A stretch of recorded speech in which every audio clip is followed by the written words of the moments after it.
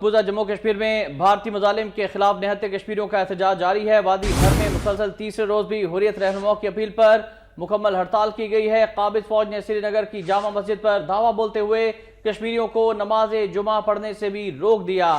مقبوضہ کشمیر میں بھارتی مظالم کا سلسلہ جاری ہے۔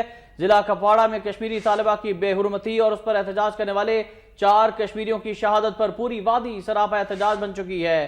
بھارتی مظالم کے خلاف وادی میں مسلسل تیسرے روز بھی ہڑتال کی گئی ہے اور اس موقع پر تمام تعلیمی ادارے، کاروباری ادارے بند ہیں۔ سڑکوں پر ٹریفک انتہائی کم ہے۔ کٹ پتلی انتظامیہ نے بھی احتجاجی جلسوں اور ریلیوں کو روکنے کے لیے سری نگر، کپواڑہ سمیت وادی کے متعدد مقامات پر کرفیو نافذ کر رکھا ہے۔